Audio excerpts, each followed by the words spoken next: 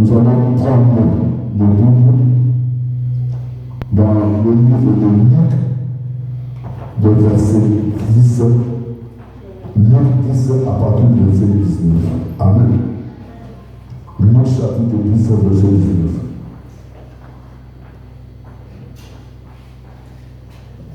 Je lis au nom de notre Seigneur Jésus.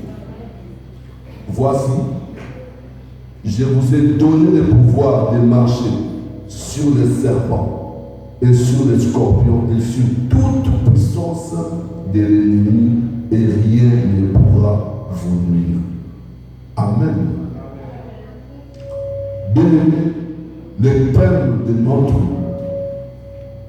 tout au long de ce mois de décembre, c'est nous allons parler sur l'autorité. Amen. L'objectif principal de cet enseignement consiste à comprendre l'autorité d'un croyant que nous détenons en Jésus-Christ. Il faut qu'on comprenne qu'est-ce qu'est l'autorité. Amen. Comment l'avons-nous reçue? Quand elle a été donnée, comment l'exercer et quand l'utiliser. Amen. Bien-aimé, l'autorité, c'est le pouvoir ou le droit de commander, d'obliger quelqu'un à quelque chose. Mais selon nous, les chrétiens, sous le pendant de l'autorité, on voit le pouvoir qui nous a été donné. Amen. Lorsque nous avons lu des textes, en mentionnant Jésus a dit qu'il faut marcher sur les serpents et les scorpions, Jésus s'est référé à la puissance du diable, des démons. La valeur de notre autorité dépend de la puissance qui se tient derrière elle. Je vais donner un simple exemple concernant l'autorité. Nous voyons tous, lorsque le policier est dans son uniforme, même si tu es dans un véhicule, le fait qu'il prendrait seulement sa main pour te dire arrête-toi, tu vas t'arrêter. Ce n'est pas la force physique de la personne qui te fait arrêter. Amen. C'est le pouvoir que le gouvernement ou l'État qui lui a donné qui va te pousser à t'arrêter. Stop, si tu dis stop, tu t'arrêtes. Pourquoi? C'est le pouvoir qui est derrière nous. J'aime beaucoup Paul qui a exhorté les chrétiens. Il dit il faut puiser leur force dans le Seigneur et dans toute sa puissance. Et nous, le chrétien, on dit gloire à notre Seigneur Jésus qui nous a investi de son autorité. Amen. Nous allons voir, il faut d'abord connaître qu'est-ce qu'est l'autorité. L'autorité, c'est quoi? Bien-aimé, en un mot, on peut définir l'autorité comme un pouvoir délégué. C'est le pouvoir qu'on t'a donné. Lorsque on donne ce pouvoir, donc tu es responsable de ce qu'on t'a donné. En lisant notre texte, je vous ai donné le pouvoir de cette autorité de marcher sur les serpents et les scorpions. Comme j'ai bien dit, les serpents et les scorpions, Jésus se référait à la puissance du diable et au démon. Et la puissance de l'ennemi. Il faut qu'on comprenne d'abord qu'est-ce qu'est l'ennemi. Un ennemi, c'est qui? Un ennemi, c'est celui qui veut du mal à quelqu'un. Amen. Un ennemi, c'est celui qui veut que pas tu sois soit en bonne santé, soit dans une société qui peut te proposer la solution, la bénédiction. C'est un ennemi, c'est comme un opposant. Il s'oppose à ta bénédiction, à tout ce que tu peux faire. Bien aimé, je vais vous dire, nous avons, nous les chrétiens, un adversaire qui déteste vraiment l'évangile. Amen. Cet adversaire-là met aussi tout en œuvre pour discréditer la parole de Dieu, le message de notre Seigneur Jésus-Christ. Tout ça par la négligence de nous les chrétiens. Il entre dans notre vie. Comment? À travers notre intelligence non rénovée. Amen. Puis, il pénètre dans la chair pour commencer maintenant son activité dans nos pensées. Dans la Bible, il y a plusieurs noms qui subissent notre ennemi. Depuis Genèse jusqu'à l'Apocalypse. Lorsque vous entendez parler d'Abaddon, Apollo, l'Apocalypse, c'est notre ennemi. Lorsque la Bible parle de l'adversaire, de l'ennemi, les princes de ce monde, les princes des démons, les princes de la puissance des ténèbres, tous ces noms-là, les méchants, les meurtriers, les voleurs, tous ces noms-là représentent notre ennemi. Amen. Il faut que tu le saches. Démons, tout ça, Satan, serpent, tout ça, c'est notre ennemi qui est le diable. J'aimerais, avant d'entrer dans la lecture du message, il faut d'abord qu'on comprenne quelle est la nature de notre ennemi. Bien aimé, je vais vous dire, la nature, notre ennemi, il a l'habitude d'utiliser 4 natures. La première nature que je vais parler, c'est la nature destructrice. Dans la nature destructrice, il est là pour détruire. Comme la Bible nous dit dans Jean 10, le voleur ne vient que pour égorger, dérober et détruire. Amen. Sa première nature, c'est une nature destructrice. La deuxième nature de notre ennemi, c'est une nature perverse. Qu'est-ce que nous entendons par perverse? Donc, le diable s'infiltre là où il y a la perversion, là où il y a manque de justice, là où il y a le péché, la fornication, le diable peut régner là. Le diable ne règne que là où on lui donne accès. Amen. Et la plus grande arme pour vaincre cette perversion, c'est la soumission à notre Dieu. Parce que la Bible nous dit, soumettez-vous à Dieu et résistez au diable. Même l'impudicité, pour que tu fuis l'impudicité, il faut que tu te soumettes d'abord à Dieu. Donc la soumission, c'est vraiment la plus grande arme. Et dans sa nature destructeur, lorsque je prends par exemple des voleurs, mais dans sa nature perversive, lorsque vous entendez parler de Belzéboul, dragon, malin, meurtrier, méchant, c'est ça sa nature perverse. La troisième nature de notre ennemi, il a une nature de contrôle. Il a ce désir-là de contrôler. Amen. Voilà pour laquelle il aime beaucoup qu'on appelle prince de ce monde. Prince des démons. Prince de la puissance de l'air. Bien aimé, un prince, c'est celui qui a une position d'autorité. Un prince, c'est quelqu'un qui a une domination. Donc le diable aime ça.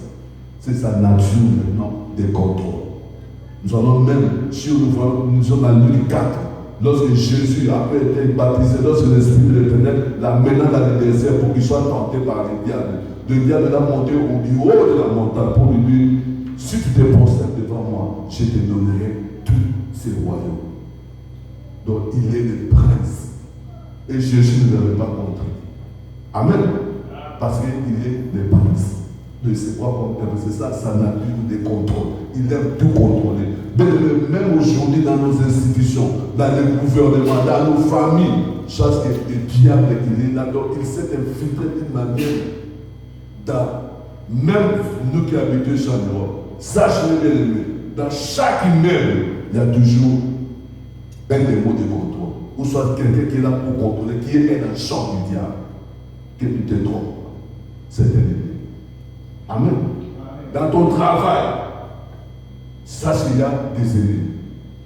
Donc il s'est infiltré partout. Donc il veut tout savoir pour tout contrôler.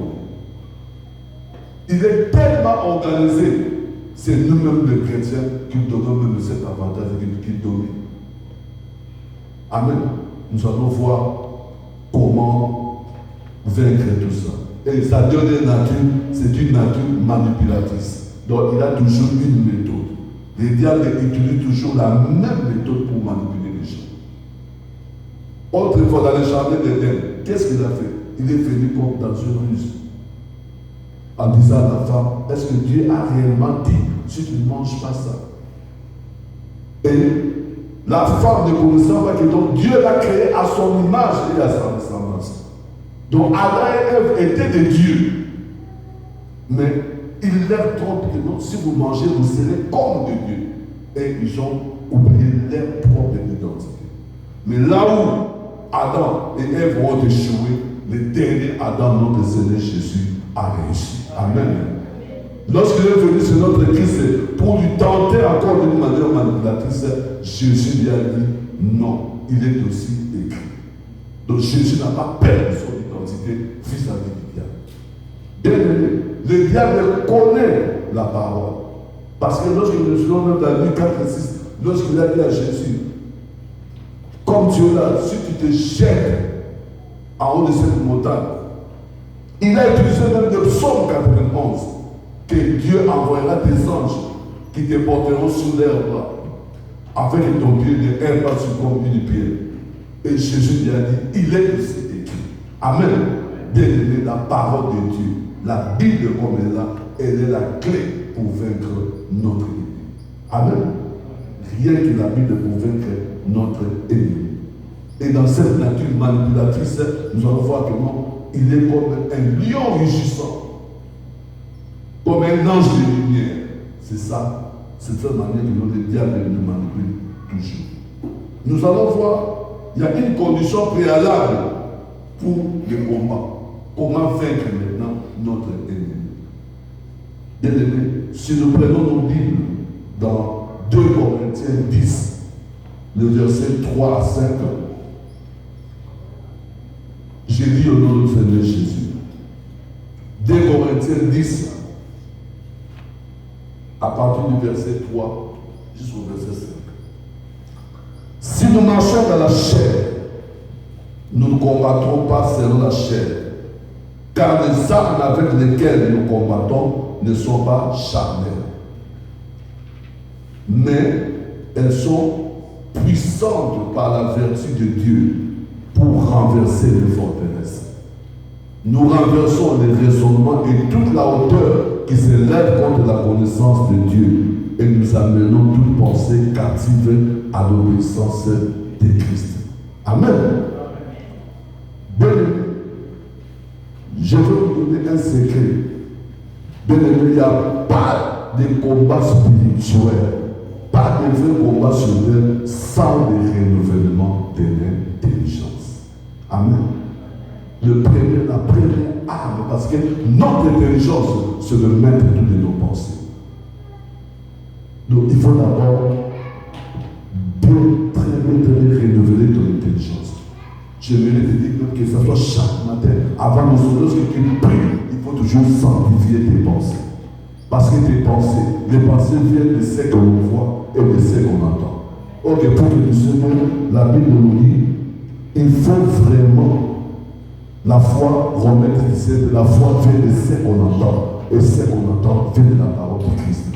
Bien, j'aimerais que tu disciplines toujours tes pensées. Tu disciplines toujours ta vue et tes oreilles.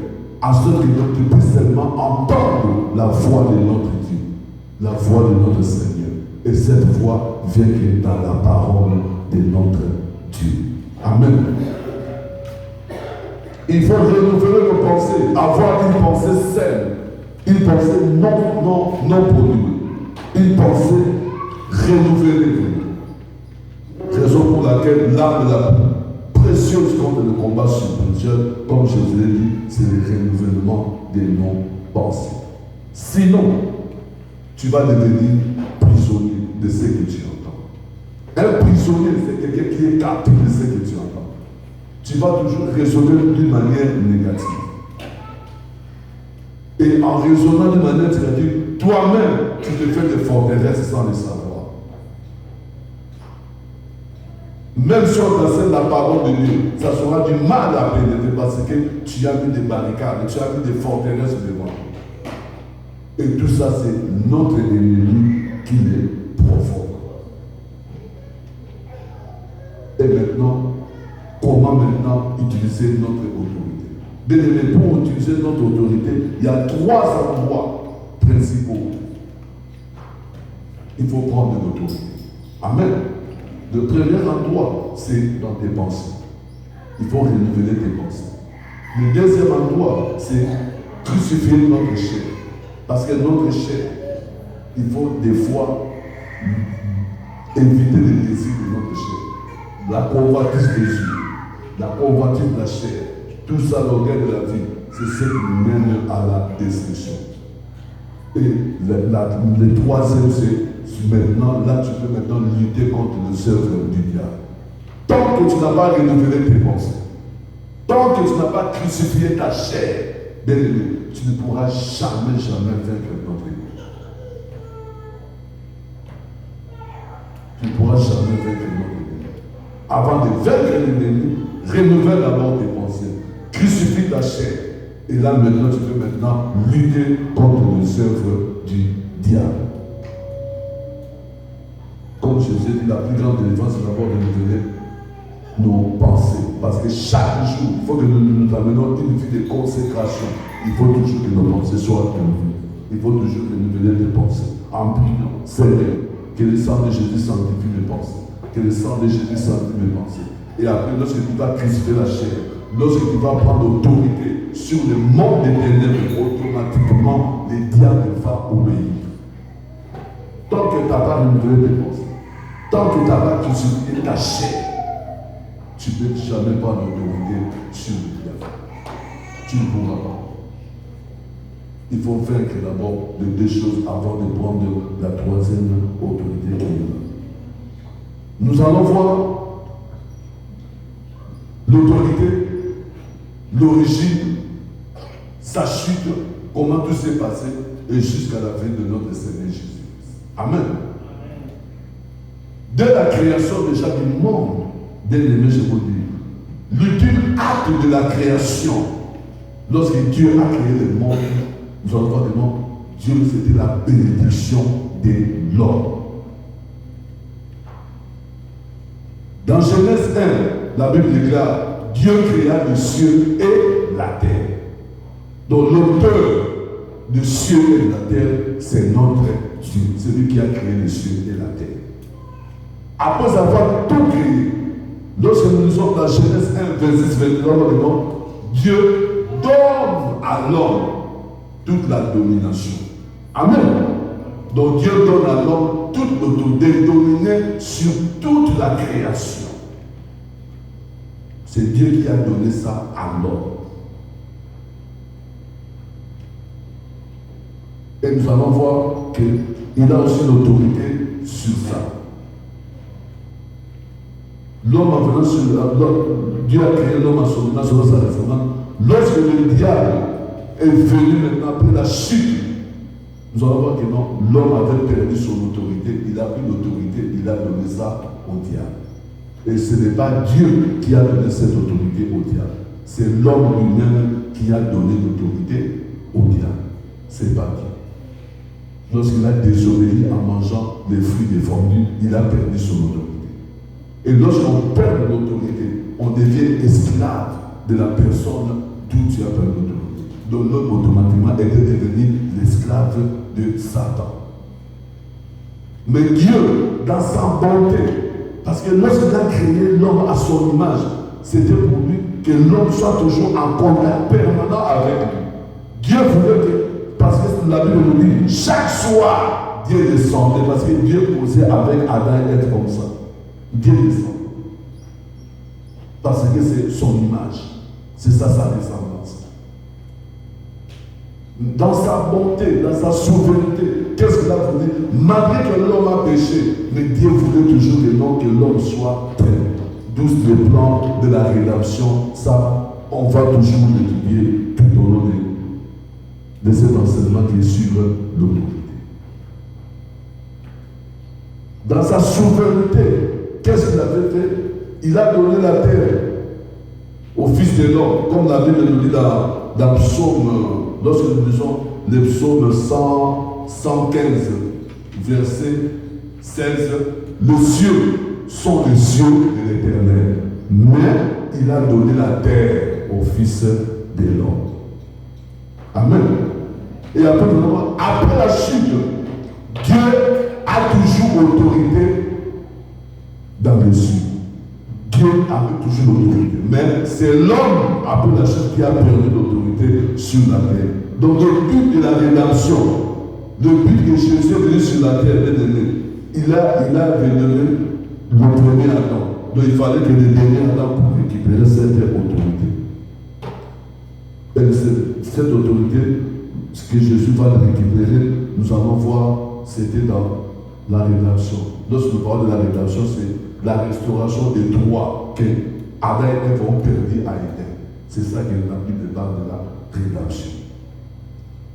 Jusqu'à présent, Dieu a toujours, depuis lors, Dieu avait toujours l'autorité dans les cieux. Raison pour laquelle Satan a été chassé dans les cieux pour toujours. Il est chassé dans les cieux pour toujours. Et cette rédemption, c'est pour l'homme, et non pas pour Dieu. Parce que Satan ne peut pas régner dans les cieux, parce qu'il a été chassé dans les cieux. Même la Bible nous dit, il a été chassé dans les cieux, malheur à la terre et à la mer, car le diable est descendu vers vous. Amen. Donc le diable, il est là. Il est le prince de ce monde. C'est lui qui règne. C'est lui qui a l'autorité sur tout. Mais nous allons voir que comme Dieu avait créé l'homme à son image et à sa ressemblance, il a fait détourner pour récupérer cette autorité. Et pour la récupérer, comme c'est par un homme que l'autorité était perdue à Adam et Ève, il fallait aussi qu'un homme pour venir récupérer cette autorité. Raison pour laquelle Dieu s'est humilié. Il a porté la chair humaine. La Bible nous dit que cette parole s'est fait chair. Jésus s'est fait chair pour venir devant le diable et récupérer cette autorité. Et cette autorité, comment Jésus l'a récupérée? Jésus l'a récupéré cette autorité en versant son sang à la croix. Lorsqu'il a versé son sang à la croix, il a été enseveli. Et après sa résurrection le troisième jour, Jésus avait déjà cette autorité. Lorsque Jésus dans Matthieu dit aux apôtres que tout pouvoir m'a été donné, il avait déjà récupéré cette autorité. Il a remis cette autorité à nous, les hommes. Il a remis cette autorité à l'Église que nous sommes. Mais qu'est-ce que nous, l'Église, nous faisons de cette autorité? Nous avons toujours des pensées négatives. Nous ne croyons pas que Jésus va faire. Oh, Jésus, il a déjà récupéré l'autorité, le pouvoir. Comme on a dit dans Luc 10, je vous ai donné le pouvoir. Donc l'autorité qu'on a perdue au jardin d'Éden, Jésus nous l'a restitué. Donc ce pouvoir-là se trouve entre nous. Amen. Nous avons ce pouvoir-là. Nous avons cette autorité de dominer sur lui.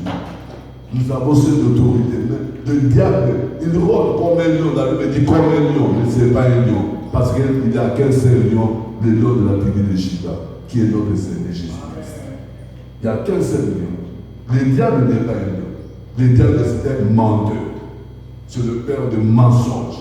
Tout ce qu'il fait, ce n'est que de la calomnie. Tout ce qu'il fait, c'est pour te faire peur. Changer tes pensées.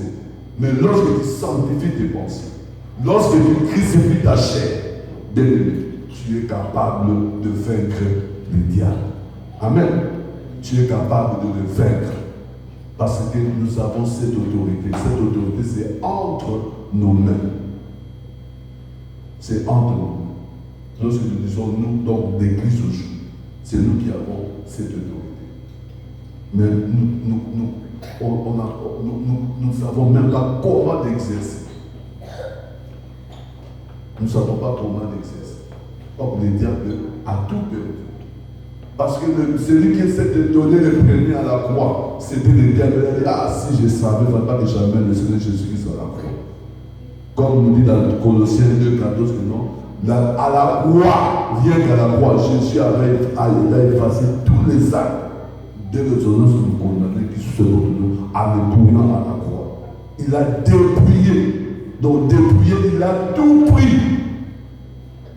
Les autorités, les dominations. Et les a livrés publiquement en spectacle. Donc il avait tout pris. Donc tout ce que les diables avaient pris chez l'homme, Jésus avait tout pris. Et il a restitué ça à l'homme. Mais c'est à nous maintenant, il faut savoir comment exercer cette autorité. Pour exercer son autorité, il faut renouveler nos pensées. Nous devons crucifier la chair. Et après, nous savons maintenant, nous saurons comment maintenant lutter contre les œuvres du diable. Crucifier la chair. Il y a beaucoup de gens qui n'aiment pas leur temps pour gêner, non. Il y a plusieurs façons de gêner. Parce que pour bien crucifier la chair, il faut toujours passer par les chair. Ça, c'est automatique. Mais il y a plusieurs manières de faire le jeûne. Tu peux faire le jeûne à sec. Tu peux te priver de quelque chose que tu aimes beaucoup. Même ton téléphone, tu peux faire, même aujourd'hui, tu peux faire le jeûne de ton téléphone. Comme tu aimes souvent ton téléphone, tu vas toujours être téléphone, ça va. Durant tous ces mois de décembre, je ne vais pas utiliser mon internet. Je serai en prière. C'est de cette manière de jeûner. Amen. C'est pas seulement se priver. Il y a des moments où on fait des jeûnes à sec. Mais il y a aussi des moments pour faire des jeûnes, il y a de quelque chose que tu aimes beaucoup. Je mange trop du riz, je dis bon, durant tous ces mois, j'ai un problème pour bien crucifier mon chair. Je vais seulement manger du pain. Il y a plusieurs manières de crucifier la chair. Et après, tu vas prendre autorité sur le diable. Sinon, tu ne pourras pas vaincre le diable. Parce que tu vas venir devant lui, devant l'obstacle, devant le problème que tu as, avec des pensées négatives. Or, déjà, lorsque tu as des pensées négatives, la foi n'est pas là. Parce que l'ennemi de la foi, c'est la peur, c'est le doute, la crainte. Là, le Seigneur n'est pas. Or, si tu as renouvelé tes pensées, tu as vraiment crucifié ta chair.